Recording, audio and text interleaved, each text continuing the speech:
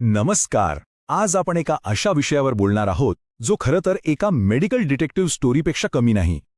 आपण सगळे रोजच्या धावपळीत व्यस्त असतो, पण आपल्याच घरात, आपल्याच शरीरात एक अदृश्य शत्रू अगदी शांतपणे शिरकाव करतोय. तो गुन्हेगार आपल्या डोळ्यांसमोर आहे, पण तरीही तो आपल्याला दिसत नाहीये. आणि हे मी हवेत सांगत नाहीये.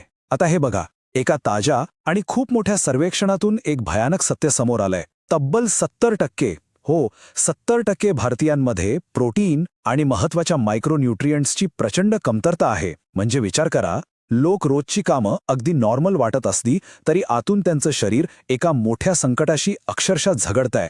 म्हणूनच भारताच्या या छुप्या आरोग्य संकटाकडे आपण आता जरा बारकाईनं बघूया. हा धोका नेमका काय आहे? या अदृश्य धोक्याचं नाव आहे विसरल फॅट. म्हणजे साध्या भाषेत सांगायचं तर आपल्या महत्वाच्या अवयवांच्या आजूबाजूला साचलेली चरबी. ही चरबी आपल्याला बाहेरून दिसत नाही, पण ती आतून खूप डेंजरस असते. आजकाल बाजारात जे अतिप्रक्रिया केलेलं म्हणजेच अल्ट्रा प्रोसेस्ड अन्न मिळतं ना, त्यामुळे अगदी लहान मुलांपासून ते आपल्या आजी आजोबांपर्यंत सगळ्यांच्या शरीरात ही चरबी साचतीये आणि आपल्याला याचा जराही पत्ता नसतो. तर यावर उपाय काय? यासाठी आपल्याला शरीराच्या मुख्य इंजिनकडे म्हणजेच आपल्या पचनतंत्राकडे आणि गट हेल्थकडे वळावं लागेल. आपल्या शरीराच्या या इंजिन रूममध्ये दोन गोष्टी घडू शकतात. एक तर तुमचं मायक्रोबायोम एकदम निरोगी असेल, जिथे चांगले जीवाणू पोषक घटक व्यवस्थित शोषून घेतात आणि आपली त्वचा वगैरे छान निरोगी ठेवतात. पण जर हे इंजिन बिघडलं तर लीकी गट सिंड्रोम होतो. यात होतं काय, तर आतड्यांचं आवरण अक्षरशः चाळणीसारखं कमकुवत होतं. मग विषारी घटक थेट रक्तात मिसळतात आणि संपूर्ण शरीरात इन्फ्लमेशन किंवा सूज निर्माण होते. मग हे बिघडलेलं आतलं इंजिन दुरुस्त कसं करायचं? अगदी सोपं आहे. आपल्याला सुक्रोलोजसारखे कृत्रिम गोड पदार्थ आणि प्रोसेस्ड फूड पूर्णपणे टाळायला हवेत. त्याऐवजी काय घ्यायचं? तर दररोज 30 ते 50 ग्रॅम फायबर पोटात गेलंच पाहिजे. आणि हो, प्रोबायोटिक्स आणि प्रीबायोटिक्स जसं की दही किंवा आंबवलेले पदार्थ यांचा आहारात समावेश करणं आता मस्ट आहे. आता पचनाबद्दल बोललोच आहोत, तर थोडं प्रथिनांबद्दल म्हणजे प्रोटीनबद्दल जे गैरसमज आहेत त्याचं खरं सत्य काय आहे ते बघूया. भारतीय आहारात, विशेषतः जे लोक पूर्णपणे शाकाहारी आहेत, त्यांच्या आहारात पोषक तत्वांची खूप मोठी दरी आहे.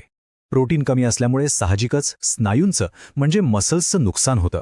याशिवाय हे आकडे बघा, 70 ते 80% लोकांमध्ये व्हिटॅमिन डीची कमतरता आहे. 57% महिलांमध्ये लोह कमी आहे आणि B12ची कमतरता तर आपल्याकडे अगदी कॉमन आहे. अनेकांना जो सतत थकवा जाणवतो ना, त्याचं मुख्य कारण याच उणिवा आहेत. त्यामुळे डॉक्टरांच्या सल्ल्यानं योग्य सप्लिमेंट्स घेणं आता खरोखरच गरजेचं झालंय. पण इथे खूप महत्वाची सावधगिरी बाळगायची आहे. बाजारात सप्लिमेंट्स घेताना प्रोटीन स्पायकिंगपासून सावध राहा. हे लोक काय करतात तर स्वस्थ अॅमिनो ॲसिड्स मिसळून प्रोटीनचं प्रमाण खोटारडेपणाने जास्त दाखवतात. ज्या प्रोडक्ट्सना थर्ड पार्टी लॅब सर्टिफिकेशन नाही, ते तर आरोग्यासाठी अतिशय घातक आहेत. फक्त स्वस्थ मिळतंय म्हणून आपल्याच शरीराशी खेळ करू नका. याच प्रोटीनच्या चर्चेत अजून एका गोष्टीचा उल्लेख करणं महत्त्वाचं आहे, ती म्हणजे कोलेजन. वाढत्या वयासोबत सांधे आणि त्वचेचं आरोग्य चांगलं ठेवायचं असेल तर हे स्ट्रक्चरल प्रोटीन खूप गरजेचं असतं. आता हे प्रामुख्याने मासे किंवा प्राण्यांच्या हाडांमधून मिळतं. पण जे लोक शाकाहारी आहेत किंवा व्हिगन आहेत, त्यांच्यासाठीही आता असे पर्याय उपलब्ध आहेत जे शरीराची स्वतःची कोलेजन निर्मिती वाढवायला मदत करतात आणि त्वचेची लवचिकता सुधारतात. आता आपण एका अशा ट्रेंडकडे वळूया जो सध्या खूपच वेगाने पसरतोय: वजन कमी करण्याचे शॉर्टकट्स आणि त्याचे भयंकर धोके. सध्या वजन कमी करण्यासाठी काही विशिष्ट इंजेक्शन्सची खूप मोठी क्रेज आली आहे. पण खरंच ओम्पिकसारखी औषधं म्हणजे फॅट लॉससाठी काही जादूची कांडी आहे का? बघा, शॉर्टकट नेहमीच महागात पडतात. ओम्पिकसारख्या औषधांचं वास्तव खूप भयानक आहे. ही औषधं कृत्रिमरित्या तुमची भूक मारतात, पण त्याचे साईड इफेक्ट्स माहिती आहेत? चेहऱ्याची पूर्ण रया जाणे, ज्याला ओम्पिक फेस म्हणतात, आणि अगदी आतड्यांना लखवा मारण्यासारखे भयंकर प्रकार यात होऊ शकतात. आणि पैशांचा विचार केला तर याला दर महिन्याला 1 लाख रुपयांपेक्षा जास्त खर्च येतो. विचार करा, हे किती डेंजरस आहे. त्यामुळेच हे असे जीव घेणे शॉर्टकट्स न घेता खऱ्या अर्थाने मेटाबॉलिक आरोग्य कसं मिळवायचं, तो निरोगी जीवनाचा मार्ग आपण आत्ता बघूया. बरेचदा लोक मेटाबॉलिझम आणि मेटाबॉलिक हेल्थ यामध्ये खूप कन्फ्यूज होतात. फक्त कॅलरीज जाळणं म्हणजे मेटाबॉलिझम, पण खऱ्या अर्थाने रक्तातली साखर, कोलेस्ट्रॉल आणि ब्लड प्रेशरची योग्य पातळी मेंटेन करणं म्हणजेच मेटाबॉलिक हेल्थ. जर आपल्याला डायबिटीस आणि फॅटी लिव्हरसारखे आजार आपल्या कुटुंबापासून लांब ठेवायचे असतील तर आपल्याला याच मेटाबॉलिक हेल्थवर लक्ष केंद्रित करावं लागेल. एक साधं उदाहरण देतो. आपण कधी विचार केलाय का, आपण जे कोला पितो ना, त्याच्या एका बाटलीमध्ये तब्बल 70 ग्रॅम साखर असते आणि दिवसभराची साखरेची लिमिट किती असते? फक्त 25 ते 50 ग्रॅम.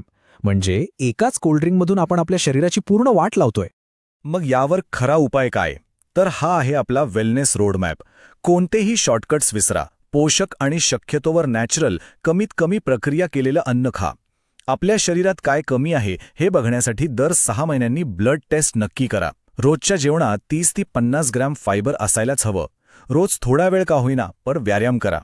आणि जर सप्लिमेंट्स घ्यायची वेळ आलीच तर ती पूर्णपणे पारदर्शक आणि प्रमाणितच असली पाहिजेत. शेवटी हा सगळा खटाटोप कशासाठी?